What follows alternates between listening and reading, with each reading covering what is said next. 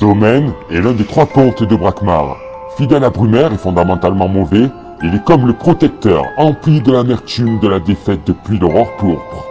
Au sommet de la plus haute tour de Brakmar, la tour des ordres, Domaine élabore et contrecarre un plan visant à tuer l'équilibre du bien et du mal dans le monde des 12. Brakmar et Bonta, 2 cités fondamentalement liées, et pourtant, entre pouvoir et quête de territoire, guerre et bain de sang, surnoiserie et trahison. Et oui, Domaine n'a qu'un seul objectif. Et Brakmar, lui, n'a qu'un seul destin. Cacher des objets juste à côté de l'ennemi, parfois il y a des trucs que je comprends pas. Bah pourtant c'est logique. Pourquoi chercher quelque chose que tu as sous les yeux? Ouais, bon, alors explique-moi encore une fois pourquoi nous. Qu'est-ce qu'on a à voir dans cette fichue histoire? Tu te souviens de mon ami Zatoy qu'on est allé voir au théâtre d'Amakna? Ouais. À l'époque, Brakmar et Bonta devaient signer un traité de paix. Zatoy était le chancelier de Bonta et Domaine celui de Brakmar. Mais lors de la signature du traité, Domaine s'est emparé de la lame maléfique et a embroché l'empereur de Brakmar. Et comme les textes le précisent, à la mort de l'empereur, le chancelier prend le pouvoir. Il n'était pas d'accord avec le traité de paix alors? Apparemment non, et manque de peau, c'était la seule lame capable de tuer l'empereur. Et personne encore aujourd'hui ne sait comment il a mis la main dessus. Et donc, j'en reviens, pourquoi nous? Jeune Yop, si tu décides de rester avec moi, tu sauras tout du fin mot de l'histoire. Mais si tu veux partir, je comprendrai. Ouais. Et papy dans l'histoire? Oh, tu sais, un sourd et muet, il aide à porter les bagages, c'est important les larbins dans ce genre de quête, hein.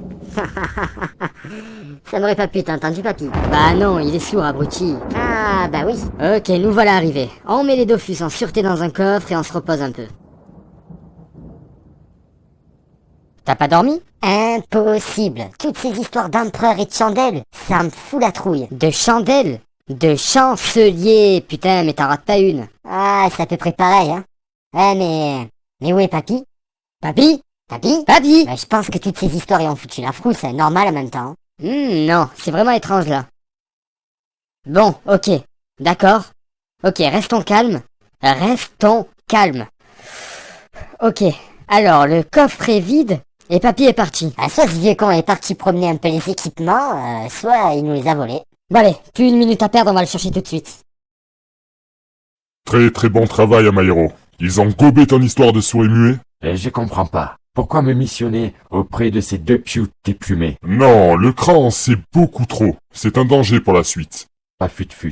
Quelle sera ma prochaine mission au grand domaine? Et je veux que ta milice rentre dans mes rangs. Débrouille-toi, rencontre-leur ce que tu veux, mais ils doivent combattre pour moi. C'est comme si c'était fait. Amairo fait partie du grand conseil de Bonta. Maître d'Armaguerri, c'est également lui qui prit l'initiative de créer la milice pour la défense et la sécurité de la cité. En dépit de son vieil âge, il est toujours à la tête de la milice de Bonta aujourd'hui. Un peu trop avare, cet Énitrophe trahit délibérément sa cité au profit de Kama, qui lui en est sûr assureront paix et tranquillité le reste de ses vieux jours dans le monde des 12.